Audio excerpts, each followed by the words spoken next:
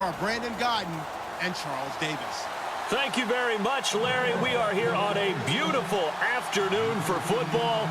Today, we're set for a good AFC matchup between the Jacksonville Jaguars and the New England Patriots. That's fielded in the end zone. And no run back here. This will be a touchback, and it comes out to the 25-yard line.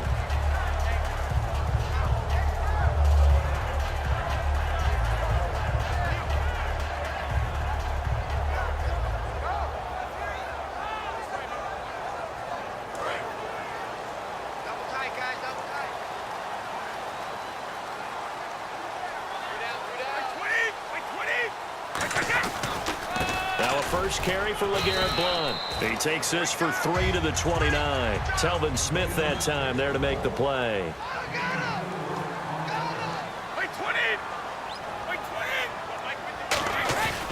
They'll run again with Blount. Give him 4 on the carry, and it'll make this a 3rd and about 2. And the starters defensively for Jacksonville. And it's a Jags team that finished 3-13 last year. But on this side of the football, they've got a solid foundation, don't they? I thought that their defense kept them in a lot of games in 2016. I thought they played really well. And now they've got a young core of guys. Remember Jalen Ramsey drafted last year. He made the all-rookie team. Yannick Ngakoue, a really promising outside linebacker, one of the best speed rushers in the game. He's going to be back with them. They need Miles Jack to make a jump, the youngster out of UCLA. But I like, all in all, the core of players that they have defensively. Here's Blount, and he is going to lose yardage here. It's a loss of 2 there, bringing up 2nd down. But when it comes to the running game, the New England Patriots, they're one of the few teams in the NFL that I don't think care much about balancing things out. Last year, to your point, 5th in passing yardage, number 30 in the run game. What they want to do each and every week is make a game plan based on their opponent, not so much their own personnel, and they try to attack that way. Now they'll throw with Brady.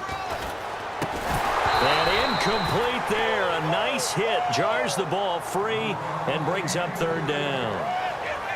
Even in today's NFL, when we think of the tight end position now as really a glorified wide receiver, we're still asking a lot of those guys. They have to block as well. Every now and then, they don't come down with the football. But he will find his man. That's Hogan, complete. A gain of 19 and picking up the first.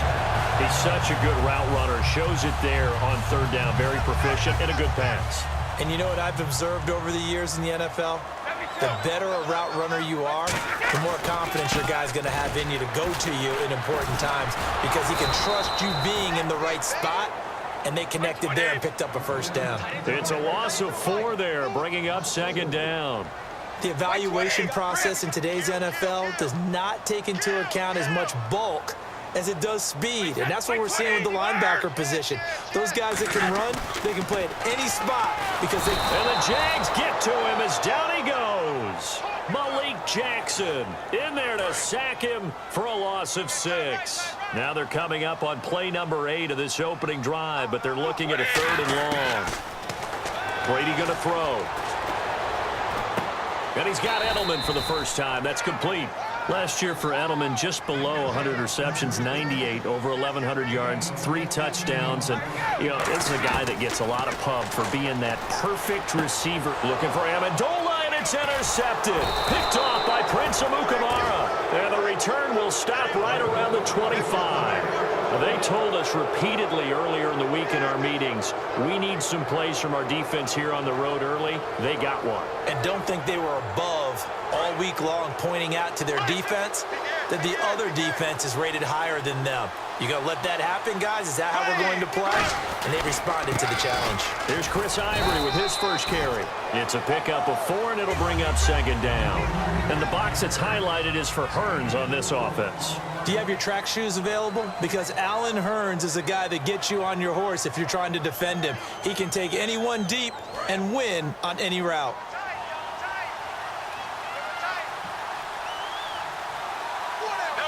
Possible run anticipation here as the D-line sandwiches together.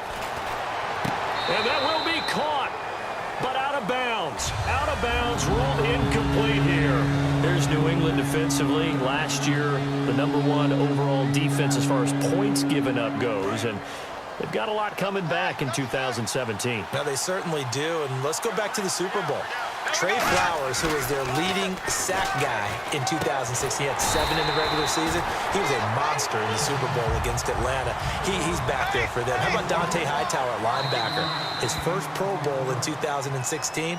And then, just moving on back to the secondary, Devin McCourty, the guy who quarterbacks him back as safety, he's been to the Pro Bowl as a corner and as a free safety. And how about this one now? In their own territory, a gutsy call. They're going to go for this on 4th and a yard. And he went nowhere. Well, he went backwards, back to the 33. So certainly an interesting call there to go for it. Okay, partners, New England comes out here to take the field on offense. This is such an interesting story, how they've been able to do it year after year after year. Guys talk about parity in the NFL. Well, New England has kind of transcended that parity, and they've done it with guys that you don't normally think of as household names. The parts keep changing for New England. That's the amazing part on offense, all right? Offensive linemen change, receivers change, running backs change. We know the one constant is Tom Brady, and that's a huge deal for them. But to be able to do it in what you call the parity times, and you're exactly right, everyone's supposed to be pretty equal. New England still a top 10 offense year in and year out. In 2016, they were number 4, and that helped them with a number 1 ranked defense as well. Brady going to try and throw on 3rd down. Screen pass to Blood. Alongside Charles Davis, Brandon Gaudin. It's the Patriots in possession to begin quarter number 2, and they've got it here with a 1st down. And now the offense operates in the red zone.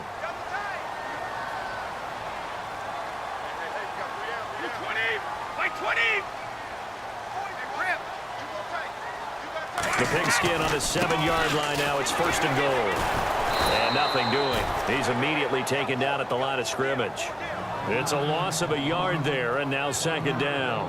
Partner, we're into the 2nd quarter, and I guess you can kind of look at it both ways. The offense, they've got to figure out what they're going to do because they haven't scored any points. But if you're the defense, you're feeling great about what you got going on.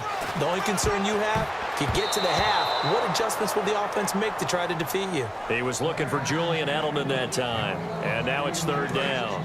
All defenders get tired of hearing about their lack of hands and why they're playing defense instead of offense. But in this situation, it was the hands that made the play.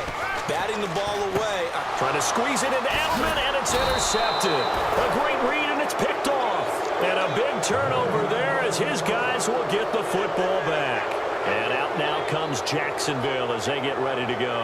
And this offense last time turned it over, went for it on 4th, didn't get it. They're lucky, though, because no points against the team on the board, but we'll see how they respond. Yeah, they've got to get a lot of credit to their defensive teammates, don't they? They had their backs on that last series, and because they did so, that allows the coach to still stay aggressive on offense and maybe go for it again in a similar situation. I was going to say maybe makes that offense feel good, but when you know you've got a defense making stands like that. Yeah, that'll loosen up things a little bit, won't it? Maybe you'll play a little bit better the next time you have the ball. Oh, look at Thomas wide open. A big play there on the catch and run. 65 yards. Coaches really don't care from what position they get this, but run after the catch ability, rack ability, is often the difference between winning and losing and changing field position. On 1st and 10, here's Bortles. Now the hook up here to Allen Robinson. Look, the raw numbers of everything doesn't always tell the tale. Allen Robinson caught 80 passes in 2015, 73 in 2016. But the yardage was a big difference, about 500 yards off. Yards per catch way down. 1,400 last year in the season that just finished 883. It's interesting how that worked out. Explosive plays, always the goal of the NFL. Not enough of them for Allen Robinson in 2016. And they're not able to hook up there. Incomplete. The veteran tight end Mercedes Lewis, the intended receiver. That'll bring up 2nd down. There are a good number of coaches that any time they call an in route are really worried about the play because there's so much traffic ordinarily that the ball has to get through to get to the receiver. Now he's hit, and Bortles fumbled. It's loose. Does the big boy have the juice? And he'll get this back across the midfield, striping down to the 47.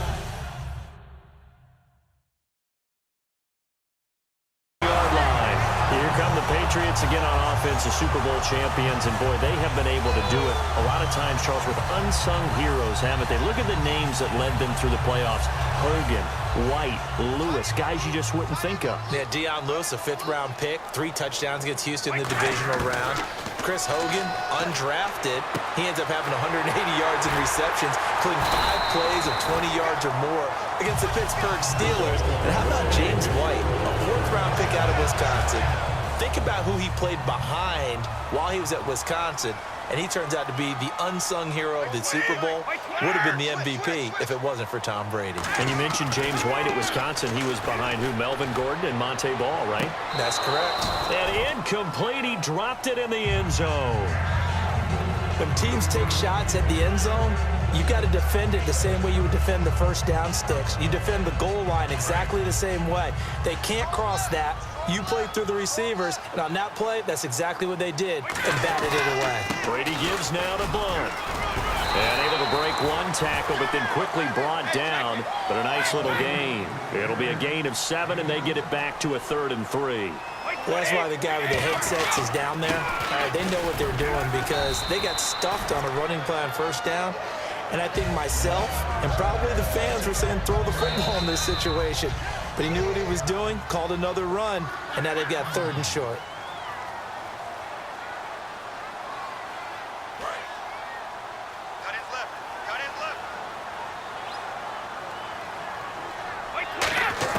Brady now on first down. And Brady going to be intercepted a 3rd time. Picked off by Prince Amukamara. And the return goes up to his own 17-yard line. And out now comes Jacksonville as they get ready to go. And they got across the 50 last time but fumbled and turned it over, so they'll be looking to have a short-term memory here, Mr. Davis. Not only a short-term memory, but a whole lot better ball security. Because if they take care of the ball, continue to move it, their chances of scoring some points, they've got to feel pretty good about. They thought they had things moving in the right direction last time. Fumbles, they don't just affect you on offense, they affect your overall team because now your defense has to make that stand up.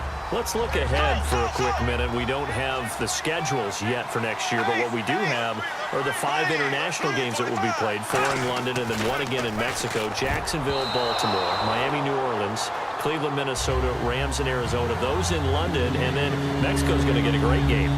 The Raiders and New England. Yeah, you're exactly right. And just think about the ones in London. Remember, they're splitting them between the 2 different stadiums in London, so they get a different flavor in all of these places. But Mexico, for the 2nd straight year, the Raiders are coming to town. That should be a whole lot of fun. Should be a ton of fun and a very good matchup.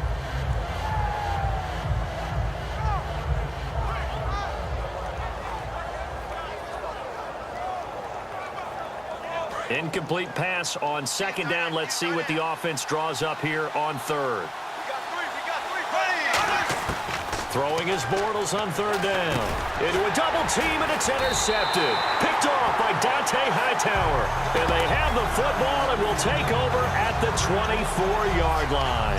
And now out come the Patriots. And with 3 interceptions thrown already, we'll see. Do they rely more on the ground game here?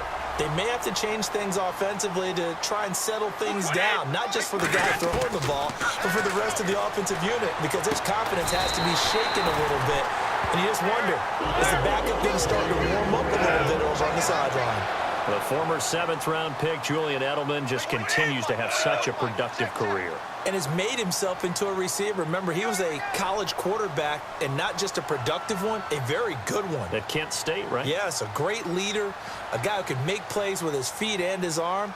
Got to the NFL and had to convert into being a receiver and was drafted that way. And that conversion, oh boy, it's been good. 20.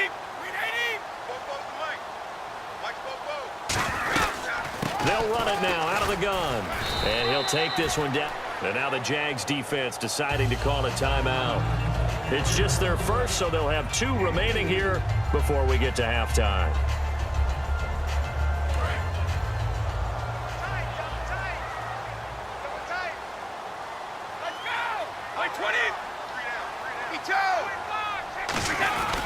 They'll go to Blunt, try and pound it in.